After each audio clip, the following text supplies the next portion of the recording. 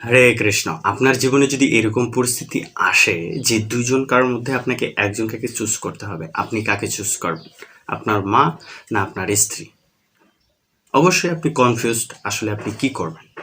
তো কথা হচ্ছে, অবশ্যই আমাদের দুজনকার মধ্যে কাউকেই ত্যাগ করা যাবে না, দুজনকার সঙ্গেই থাকতে হবে বা দুজনকেই অ্যাকসেপ্ট করতে হবে।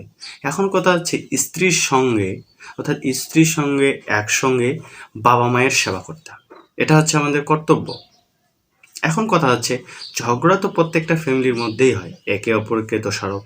তো এখন কথা হচ্ছে, বাবা মার যখন একটু বয়স হয়ে যায়, তারা একটু বেশি কথা বলেই, তো সেক্ষেত্রে সেটা কানে না দিয়ে স্বামী স্ত্রী দুজনেই বাবা মার সেবা করাটাই হচ্ছে পরম ধর্ম।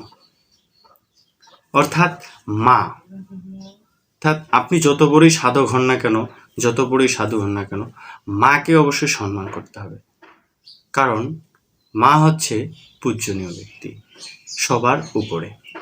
তো অবশ্যই আমাদের উচিত কাউকে না ছেড়ে দিয়ে স্বামী কর্তব্য হচ্ছে স্ত্রীর সঙ্গে বাবা মার সেবা করা।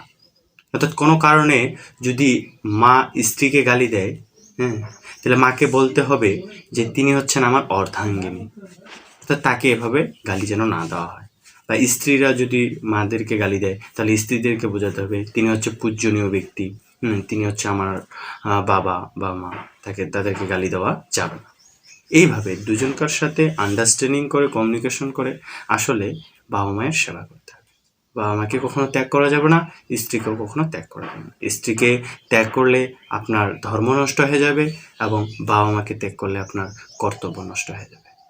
তো অবশ্যই দুজনকাকেই সঙ্গে রেখে জীবনটা অতিবাহিত করতে হবে।